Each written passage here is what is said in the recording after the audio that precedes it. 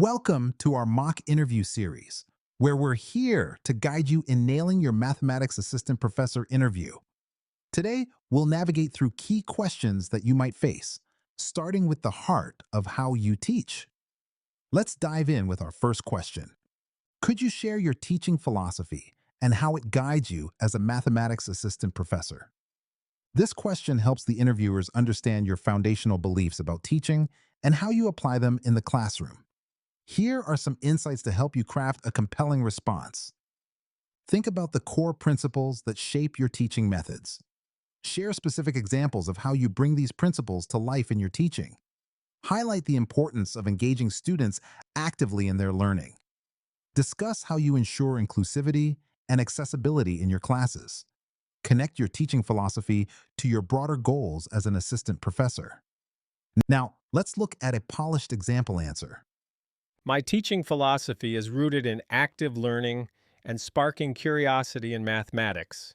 I believe engagement and problem solving are key to learning. For instance, in my calculus course, I use group projects that require students to apply concepts to real-world scenarios, which encourages collaboration and critical thinking. Additionally, I prioritize inclusivity by offering diverse resources and leveraging technology to meet various learning styles, ensuring a welcoming environment where every student can succeed. By the way, we're only covering a handful of questions in this video, but I've prepared a free PDF with all 30 top interview questions for Mathematics Assistant Professor. It also includes example answers and tips to help you prepare with confidence. The download link is just below. Describe an occasion when you had to modify your teaching approach to engage students with diverse learning needs.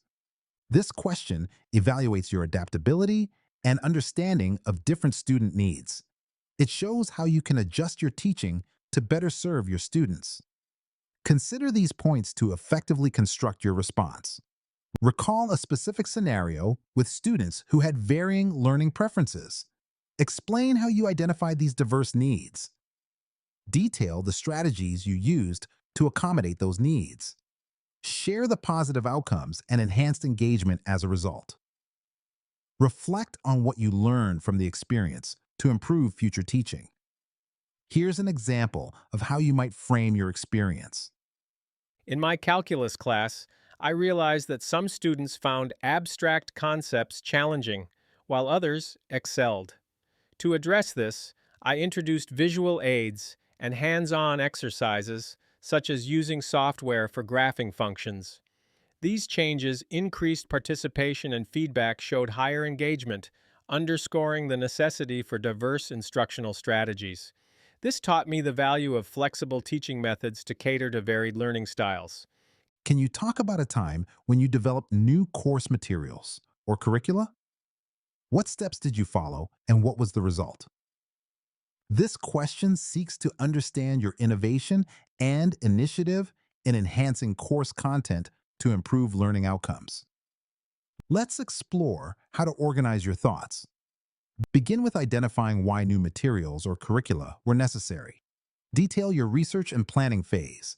Describe the process you used for development and testing.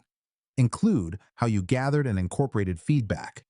Conclude with how it impacted student engagement and learning outcomes. Here's a crafted response to illustrate this process. I noticed many students struggled with calculus, so I developed an engaging online module. I researched best practices and created interactive videos and quizzes.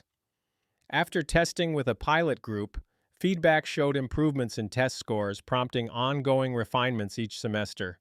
This experience highlighted the importance of continually evolving educational materials to enhance student learning. How would you manage a situation where a student is consistently disruptive during lectures?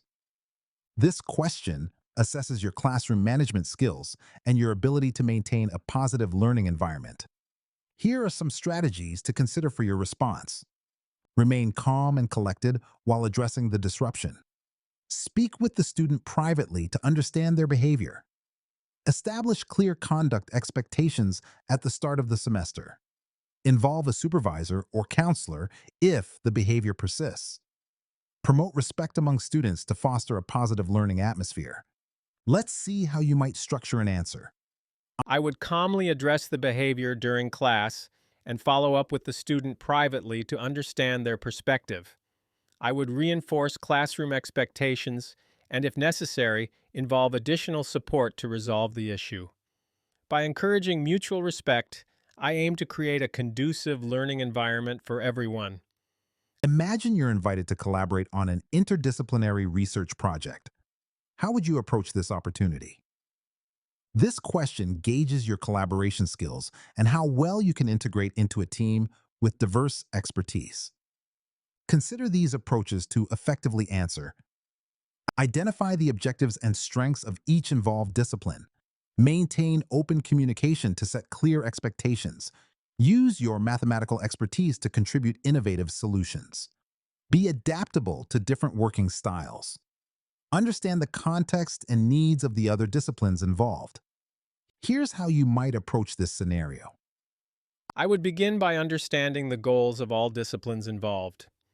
Clear communication with collaborators to clarify roles and expectations is crucial, ensuring we leverage our strengths effectively.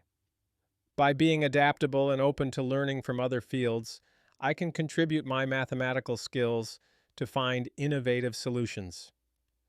Before we wrap up, remember you can get all 30 questions, example answers, and step-by-step tips in a handy PDF. Totally free, just grab it below.